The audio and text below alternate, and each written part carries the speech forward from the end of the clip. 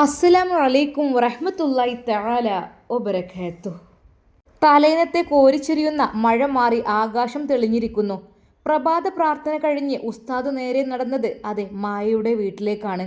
ഉസ്താദ് എത്തുമ്പോൾ മായ കോലായിൽ ഉണ്ടായിരുന്നു. പെട്ടെന്ന് ഉസ്താദ് വിചാരിച്ചു, ആയിഷ ആയിഷ അവിടെ പുറത്ത് നിൽക്കുന്നുണ്ട്. പെട്ടെന്ന് ഉസ്താദിനെ കണ്ടപ്പോൾ അവർ അകത്തേക്കോടി. മമ്മ, എന്താ മോളെ? ഉസ്താദ് വരുന്നുണ്ട്. അവർ പുറത്തേക്ക് വന്നു. മോനെ, കയറിയിരിക്കെ. ഉമ്മ, എങ്ങനെയുണ്ട്? മോനെ, സുഖമായിരിക്കുന്നു. ഞാൻ സലീമിനെ കൂടി വിളിക്കാം, അവനിപ്പോൾ വരും. നമുക്ക് ഇന്ന് തന്നെ പൊന്നാനിയിൽ പോകണം. സംസാരത്തിനിടയിൽ ഉസ്താദ് ഒരു കാര്യം ഉറപ്പുവരുത്താനായി ചോദിച്ചു. നിങ്ങൾക്ക് ഇസ്ലാമിലേക്ക് വരാൻ പൂർണ്ണമായും ആഗ്രഹമുണ്ടോ? ഇത് മറ്റൊരാളുടെയും പ്രലോഭത്തിന് വഴങ്ങിയിട്ടില്ലല്ലോ. അങ്ങനെ പാടില്ല.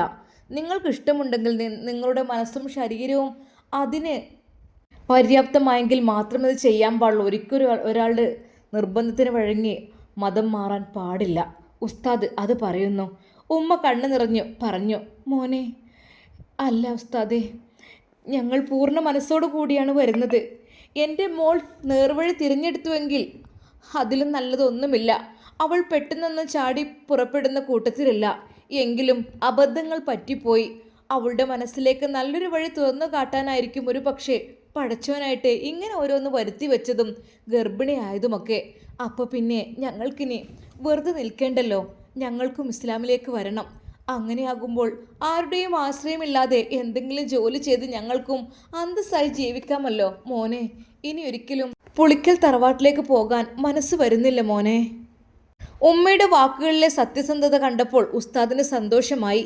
എന്നാൽ ശരിയുമ്മ, പൊന്നാനിയിലെ മുഈനത്തുൽ ഇസ്ലാം സഭയിലേക്ക് നമുക്ക് ഉടൻ തന്നെ തിരിച്ചേക്കാം, ഉസ്താദ് പറഞ്ഞു.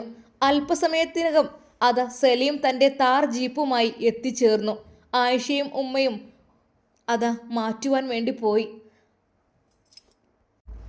ആ ഉമ്മയും തലയിൽ ഷാൾ ധരിച്ചുകൊണ്ടാണ് വന്നത്. ഉമ്മയും ആയിഷയും വണ്ടിയുടെ പിൻസീറ്റിൽ കയറിയിരുന്നു. മുന്നിൽ ഉസ്താദും സലീമും. വണ്ടി പൊന്നാനി ലക്ഷ്യമാക്കി പാഞ്ഞു. യാത്രയിലുടനീളം ആയിഷ ചിന്തയിലായിരുന്നു. തനിക്ക് സംഭവിച്ച വീഴ്ചകളും ഗർഭവും നാട്ടിൽ പാട്ടായപ്പോൾ ഒറ്റപ്പെട്ടു പോയ ആ നാളുകൾ അവൾ ഓർത്തു. എന്നാൽ ആ ഇരുട്ടിൽ നിന്നും തങ്ങളെ കരകയറ്റാൻ പടച്ച റബ്ബ് കാണിച്ചു തന്ന വെളിച്ചമാണ് ഉസ്താദും ഈ പുതിയ മാർഗവും. ഇനി ആരുടെയും മുന്നിൽ തലകുനിക്കാതെ സ്വന്തം അധ്വാനം കൊണ്ട് ജീവിക്കണം. അതൊക്കെയായിരുന്നു ആയിഷയും ഉമ്മയും തീരുമാനിച്ചത്. പൊന്നാനിയിലേക്കുള്ള യാത്രയിൽ സലീമിൻ്റെ താർ ജീപ്പ് കുതിച്ചു പാഞ്ഞുകൊണ്ടിരുന്നു. മുൻസീറ്റിൽ നിന്ന് തിരിഞ്ഞു നോക്കിയ ഉസ്താദ് പിൻസീറ്റിൽ സങ്കടവും പ്രത്യാശയും കലർന്ന മുഖത്തോടെ ഇരിക്കുന്ന ആയിഷയെയും ഉമ്മയെയും ശാന്തനായി നോക്കി. അവർ പുതിയൊരു ജീവിതത്തിലേക്ക് കാൽ വെക്കുവാൻ പോവുകയാണ്. സലീമേ, വണ്ടി വഴിയോരത്തെ ആ തണൽ മരത്തിന് താഴെ ഒന്ന് നിർത്തൂട്ടോ, ഉസ്താദ് പറഞ്ഞു. ജീപ്പ് വഴിയരികിലേക്ക് ഒതുങ്ങി നിന്നു. ഉസ്താദ് തിരിഞ്ഞു നിന്ന് ഇരുവരോടും സംസാരിക്കാൻ തുടങ്ങി. പൊന്നാനിയിൽ ചെന്ന് ഔദ്യോഗികമായി കാര്യങ്ങൾ പൂർത്തിയാക്കുന്നതിന് മുമ്പ് നിങ്ങൾ എന്താണ് സ്വീകരിക്കാൻ പോകുന്നത് എന്ന് വ്യക്തമായി അറിഞ്ഞിരിക്കണം. എന്നാൽ ഇസ്ലാം കേവലം ഒരു പെരുമാറ്റമോ വസ്ത്രധാരണത്തിലെ മാറ്റമോ അല്ല. അത് മനസ്സിൻ്റെയും ജീവിതത്തിൻ്റെയും പൂർണ്ണമായ ശുദ്ധീകരണമാണ്. ഉസ്താദ് ഇസ്ലാമിൻ്റെ കാതലായ ആശയങ്ങൾ അവർക്ക് വിശദീകരിച്ചു കൊടുത്തു. തൗഹീദ്, അതാണ് മെയിന്. നമുക്ക് തൗഹീദ് എന്ന് പറഞ്ഞാൽ ഏകദൈവ വിശ്വാസം. പ്രപഞ്ചത്തെ മുഴുവൻ പടച്ചു പരിപാലിക്കുന്ന ഒരേ ഒരു ദൈവമേ ഉള്ളൂ, അള്ളാഹു. അവന് പങ്കുകാരാരുമില്ല. ആ ദൈവത്തോട് മാത്രമേ നമ്മൾ പ്രാർത്ഥിക്കാവൂ. കഴിഞ്ഞു പോയ തെറ്റുകളെല്ലാം പൊറുക്കുന്നവനും കരുണാനിധിയുമാണ് അവൻ. രണ്ടാമത്തതായിട്ട് എനിക്ക് പറയാനുള്ളത് ഷഹാദത്ത് കലിമ, അതായത് സാക്ഷ്യവചനം. ഇസ്ലാമിലേക്കുള്ള പ്രവേശന കവാടമാണത്. അല്ലാഹു അല്ലാതെ ആരാധനക്കർഹനായി മറ്റാരുമില്ലെന്നും മുത്ത് ഹബീബ് സല്ലല്ലാഹു അലൈഹി വസല്ലം അവൻ്റെ ദൈവദൂതനാണെന്നും മനസ്സറിഞ്ഞ് സാക്ഷ്യം വഹിക്കുക. അടുത്തതായിട്ട് ജീവിതശുദ്ധിയും തുല്യതയും. മുൻപ് സംഭവിച്ച തെറ്റുകളെയോ വീഴ്ചകളെയോ ഓർത്ത് ഭയപ്പെടേണ്ടതില്ല. നമ്മൾ എത്രയൊക്കെ തെറ്റ് ചെയ്ത് കഴിഞ്ഞാലും നമ്മളൊരു ഭയത്തിൻ്റെ ആവശ്യം അള്ളാഹു നമുക്കുണ്ടെങ്കിൽ അള്ളാഹുവിനോട് നമ്മൾ കരഞ്ഞ് പ്രാർത്ഥിച്ചാലെല്ലാം നമുക്ക് അള്ളാഹു പുറത്തു തരും. അപ്പോൾ ഒരാൾ സത്യസന്ധമായി ഇസ്ലാം സ്വീകരിക്കുന്നതോടെ അവൻ്റെ മുൻകാല പാപങ്ങളെല്ലാം അള്ളാഹു പുറത്തു നൽകുകയും അവനെ ഒരു നവജാത ശിശുവിനെ പോലെ ശുദ്ധനാക്കുകയും ചെയ്യും. ഇവിടെ ഉയർന്നവനെന്നോ താഴ്ന്നവനെന്നോ ഭേദമില്ല. സൃഷ്ടാവായ അള്ളാഹുവിൽ സർവ്വതും അർപ്പിച്ച് ദിനേനെ 5 നേരത്തെ പ്രാർത്ഥനയിലൂടെയും, അതായത് നിസ്കാരം കേൾക്കാറില്ലേ? 5 സമയത്തെ നിസ്കാരത്തിൻ്റെ ബാങ്ക് നിങ്ങൾ കേൾക്കാറില്ലേ? അതെ, കേൾക്കാറുണ്ട്. എൻ്റെ മോളെ എപ്പോഴും അത് കേൾക്കുമ്പോൾ മിണ്ടാതെ ശ്രദ്ധിക്കാറുണ്ട്. അതാണ് പറഞ്ഞത്. നന്മ നിറഞ്ഞ നമ്മൾ നമസ്കാരം നിലനിർത്തുക, നന്മ നിറഞ്ഞ ജീവിതത്തിലൂടെ മുന്നോട്ട് പോവുക. സ്വന്തം അധ്വാനം കൊണ്ട് അന്തസ്സായി ജീവിക്കുവാനുള്ള വഴി അള്ളാഹു നിങ്ങൾക്ക് തുറന്നു തരും. ഉസ്താദ് കൂട്ടിച്ചേർത്തു. ഉസ്താദിൻ്റെ വാക്കുകൾ കേട്ടപ്പോൾ ആയിഷയുടെയും ഉമ്മയുടെയും മനസ്സിൽ അതുവരെ ഉണ്ടായിരുന്ന ഭയവും ആശങ്കയും എല്ലാം കഴുകിക്കളഞ്ഞതുപോലെയായി. ആയിഷ തൻ്റെ വയറ്റിൽ വളരുന്ന കുഞ്ഞിനെ കൈകൾ കൊണ്ട് മെല്ലെ തലോടി. തനിക്കുണ്ടായ വീഴ്ചയിൽ അള്ളാഹു തനിക്ക് തന്ന വലിയൊരു അനുഗ്രഹമാണ് ഈ വഴിയെന്ന് അവൾക്ക് തോന്നി. പിന്നെ എനിക്ക് പറയാനുള്ളത്, നിങ്ങളെല്ലാം അവിടുത്തെ ഉസ്താദ് പറയുന്ന രീതിയിൽ നല്ല രീതിയിൽ വളരെയധികം ഭക്തിയോട് കൂടെ അള്ളാഹുവേ ഞാൻ നിൻ്റെ മതത്തിലേക്ക് പ്രവേശിക്കുന്നു എന്നുള്ളൊരു നെയ്യത്ത്, നമുക്ക് എല്ലാത്തിനും ഒരു നെയ്യത്ത് വേണം. നെയ്യത്ത് എന്ന് പറഞ്ഞാൽ നിങ്ങൾക്കറിയോ? നെയ്യത്ത് എന്ന് വെച്ചാൽ നമുക്ക് ഒരു ഉദ്ദേശം, അതെ, ഈ ഉദ്ദേശം അതാണ് നമ്മൾ ഉദ്ദേശിക്കുന്നത്. അപ്പോൾ ആ നെയ്യത്ത് ഉണ്ടെങ്കിൽ എല്ലാം നിങ്ങൾക്ക് ക്ലിയർ ആവും. അപ്പോൾ അത്യാവശ്യം കുറച്ച് കാര്യങ്ങൾ ഞാൻ പറഞ്ഞു തന്നിട്ടുണ്ട്, ബാക്കി ഞാൻ അവിടുത്തെ ഉസ്താദാണ് പറഞ്ഞു തരിക കേട്ടോ. അങ്ങനെ സലീമിൻ്റെ താർ ജീപ്പ് പൊന്നാനിയിലെ വലിയ ദീനി സ്ഥാപനത്തിന് മുന്നിൽ വന്നു നിന്നു. ഉസ്താദിനോടൊപ്പം താഴെ ഇറങ്ങിയ ആയിഷയും ഉമ്മയും ഭയത്തോടെയല്ല, മറിച്ച് വലിയൊരു സമാധാനത്തോടു കൂടിയാണ് ആ വലിയ കെട്ടിടത്തിലേക്ക് കാൽ വെച്ച് കയറിയത്. ഉസ്താദ് അവരെ നേരെ കൂട്ടിക്കൊണ്ടുപോയത് അവിടുത്തെ വലിയ ഉസ്താദിൻ്റെ മുറിയിലേക്കായിരുന്നു. വെളുത്ത താടിയും ശാന്തമായ മുഖവുമുള്ള വലിയ ഉസ്താദ് അവരെ പുഞ്ചിരിയോടെ സ്വീകരിച്ചു. കാര്യങ്ങളെല്ലാം ചോദിച്ചറിഞ്ഞ ശേഷം അദ്ദേഹം അവരോട് സൗമ്യമായി സംസാരിച്ചു തുടങ്ങി. മക്കളെ, ഇസ്ലാം എന്നാൽ കേവലം വെറും ഒരു മതമല്ല, അത് കാരുണ്യത്തിൻ്റെയും സമാധാനത്തിൻ്റെയും ജീവിതചര്യയാണ്. മനുഷ്യൻ ഏത് തെറ്റുകൾ ചെയ്തു പോയാലും ആത്മാർത്ഥമായി പശ്ചാത്തപിച്ച് അള്ളാഹുവിലേക്ക് മടങ്ങുമ്പോൾ അവരെ ഇരു കൈയും നീട്ടി സ്വീകരിക്കുന്നവനാണ് പടച്ചവൻ. ഇന്ന് നിങ്ങൾ ഇവിടെ എത്തി നിൽക്കുന്നത് അള്ളാഹുവിൻ്റെ വലിയൊരു തൗഫീക്ക് കൊണ്ടാണ്, അതായത് അനുഗ്രഹം കൊണ്ടാണ്. തുടർന്ന് വലിയ ഉസ്താദ് അവർക്ക് ഇസ്ലാമിലേക്ക് പ്രവേശിക്കാനുള്ള ഷഹാദത്ത് കലിമ ചൊല്ലിക്കൊടുത്തു. അഷ്ഹദു അൻ ലാ ഇലാഹ ഇല്ലല്ലാഹ് വ അഷ്ഹദു അന്ന മുഹമ്മദൻ റസൂലുള്ളാഹ്. ഉസ്താദ് ഓരോ വാക്കും നിർത്തി ചൊല്ലിക്കൊടുക്കുമ്പോഴും ആയിഷയും ഉമ്മയും അത് ഭക്തിയോടെ ഏറ്റുചൊല്ലി. തുടർന്ന് അതിൻ്റെ അർത്ഥവും ഉസ്താദ് അവർക്ക് വ്യക്തമായി വിശദീകരിച്ച് നൽകി. അള്ളാഹു അല്ലാതെ ആരാധനക്കർഹനായി മറ്റാരുമില്ലെന്നും മുഹമ്മദ് നബി സല്ലല്ലാഹു അലൈഹി വസല്ലമ അള്ളാഹുവിൻ്റെ ദൂതനാണെന്നും ഞാൻ മനസ്സറിഞ്ഞു സാക്ഷ്യം വഹിക്കുന്നു. ആ വചനങ്ങൾ ചൊല്ലിത്തീർന്നപ്പോൾ ആയിഷയുടെ കണ്ണിൽ നിന്ന് ആനന്ദ കണ്ണീർ പൊഴിഞ്ഞു. മനസ്സിലെ വലിയൊരു ഭാരം ഇറക്കി വെച്ചതുപോലെ അവർക്ക് തോന്നി. കലിമ ചൊല്ലിയ ശേഷം വലിയ ഉസ്താദ് തുടർന്നുള്ള കാര്യങ്ങൾ വിശദീകരിച്ചു. ഇനി നിങ്ങൾ കുറച്ച് ദിവസം ഇവിടെ താമസിക്കേണ്ടി വരും. പ്രാർത്ഥിക്കേണ്ട രീതികൾ, ഖുർആൻ പാരായണം, നിസ്കാരത്തിൻ്റെ കാര്യങ്ങൾ, അനുദിന ജീവിതത്തിൽ പാലിക്കേണ്ട ഇസ്ലാമിക നിയമങ്ങൾ, വിശുദ്ധിയും മര്യാദയും തുടങ്ങി ഒരു മുസ്ലിമായി ജീവിക്കാൻ ആവശ്യമായ അടിസ്ഥാന കാര്യങ്ങളെല്ലാം ഇവിടെയുള്ള അധ്യാപകർ നിങ്ങൾക്ക് പഠിപ്പിച്ചു തരും. നിങ്ങൾക്ക് പ്രത്യേകമായി സ്ത്രീകൾ നിങ്ങളെ പഠിപ്പിക്കുവാനുണ്ടാവും കേട്ടോ. പഠനം പൂർത്തിയായ ശേഷം ഒരു ചെറിയ പരീക്ഷ ഉണ്ടാകും. അതിൽ വിജയിക്കുന്നതോടെ ദീനിനെക്കുറിച്ചുള്ള വ്യക്തമായ ബോധത്തോടെ ഉറച്ച വിശ്വാസമുള്ള ഒരു ഉത്തമനായി, സത്യവിശ്വാസിയായി നിങ്ങൾക്ക് സമൂഹത്തിൽ ജീവിക്കാം. ഇവിടുത്തെ സുരക്ഷിതമായ അന്തരീക്ഷവും ഉസ്താദുമാരുടെ കരുണാദ്രമായ പെരുമാറ്റവും കണ്ടപ്പോൾ ആയിഷയ്ക്കും ഉമ്മക്കും വലിയ ആശ്വാസമായി. എന്നാൽ ആയിഷയുടെ ഉമ്മ അപ്പോൾ തന്നെ അവിടുന്ന് ആമിന എന്ന പേരും സ്വീകരിച്ചു. ഇനി ഒരിക്കലും അവർ മായയും പത്മാവതിയുമല്ല, മറിച്ച് ഇന്ന് ആയിഷയും ആമിനയുമായി മാറി. ഇനി ആരുടെയും മുമ്പിൽ തലകുനിക്കാതെ സ്വന്തം അധ്വാനവും ദൈവത്തിലുള്ള വിശ്വാസവും കൊണ്ട് പുതിയൊരു ജീവിതം കെട്ടിപ്പടുക്കണമെന്ന ഉറച്ച വിശ്വാസത്തോടെ അവർ തങ്ങളുടെ പഠന ദിനങ്ങൾക്ക് തുടക്കം കുറിച്ചു. എന്നാൽ ഈ സമയം നമ്മുടെ സലീമും നമ്മുടെ ഉസ്താദും പറഞ്ഞു, ആയിഷ, അപ്പോൾ എന്നാൽ അവിടുത്തെ ഉസ്താദ് പറഞ്ഞു, അതെ, ഇനിയിപ്പോൾ നിങ്ങൾ അവരുടെ ആരുമല്ലല്ലോ, ഓക്കെ, യാത്ര പറഞ്ഞു പോയിക്കോളൂ.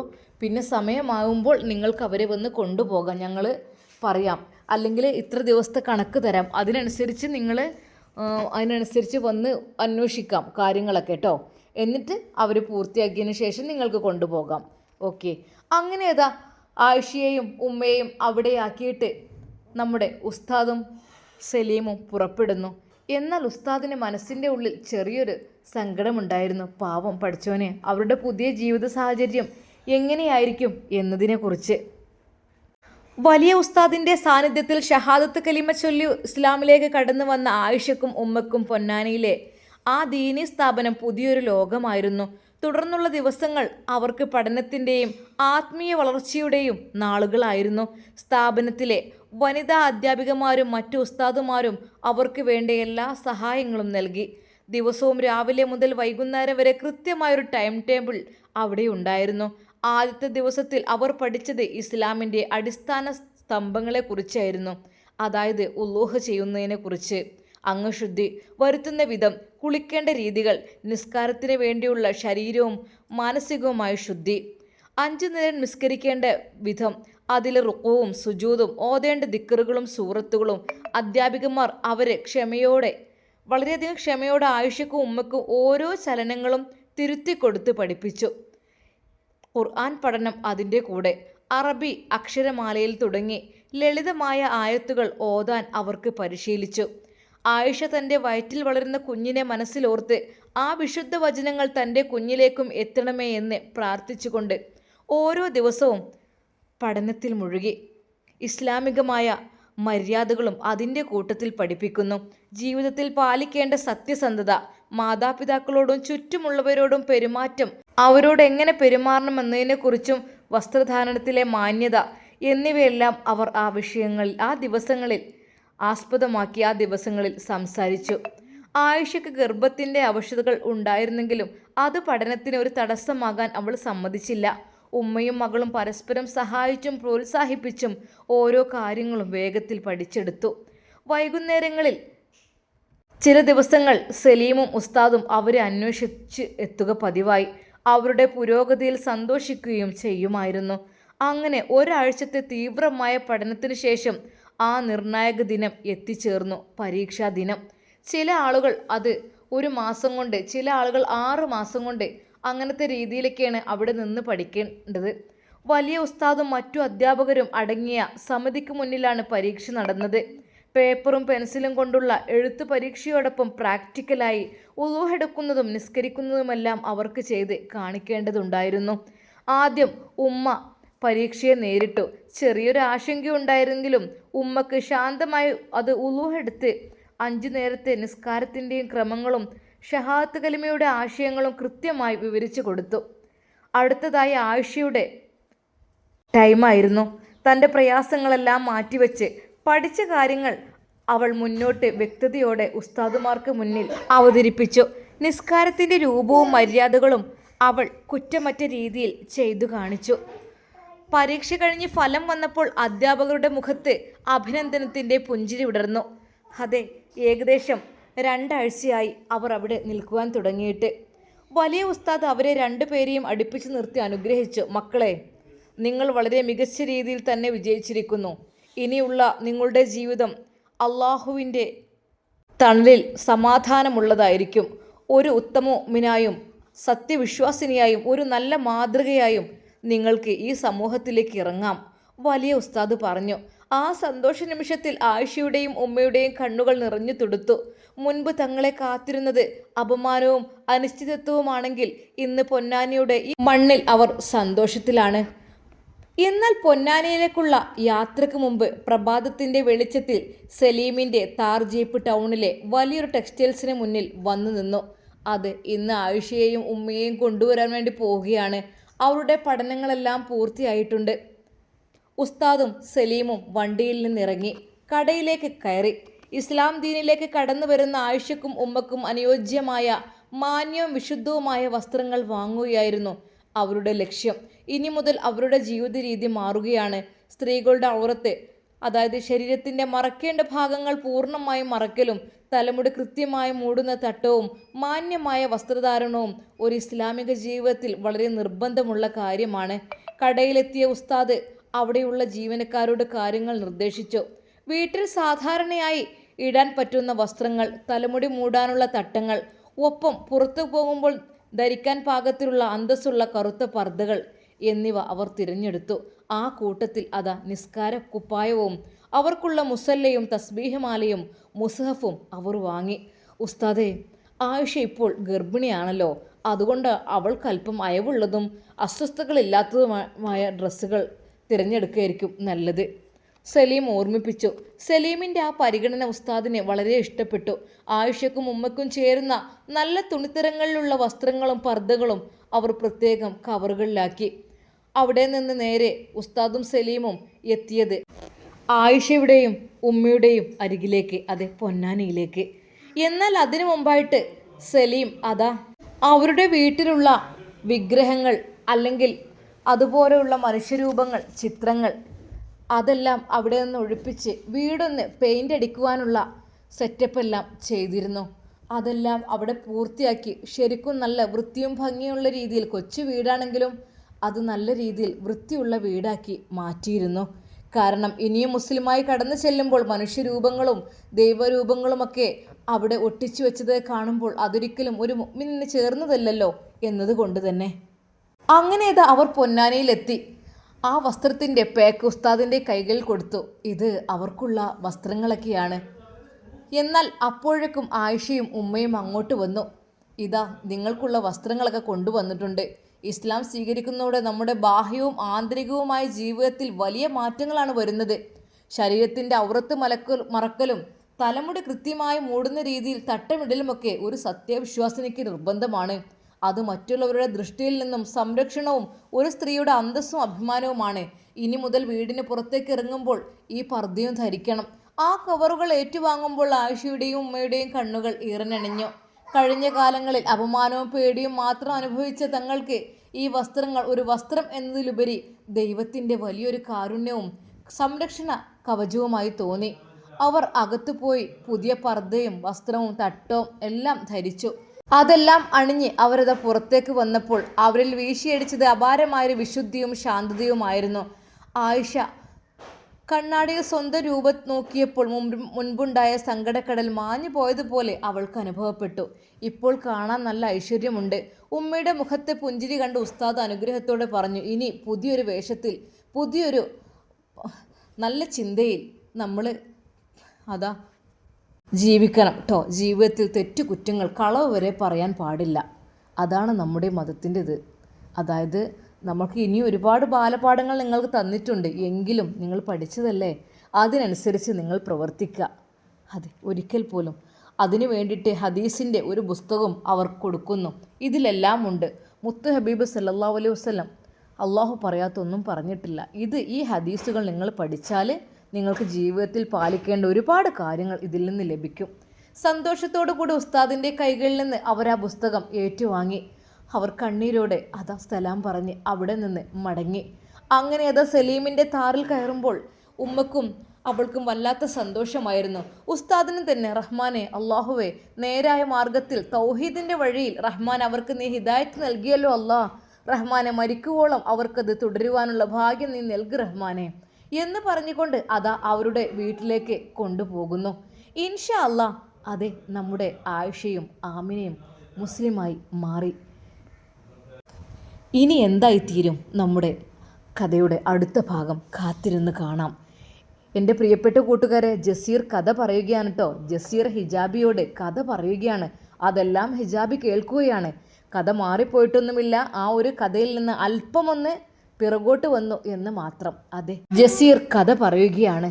എന്തൊക്കെ തന്നെയാലും ഇൻഷാ അല്ലാ നമുക്കിതിൻ്റെ ബാക്കി ഭാഗം നാളെ കാണാം.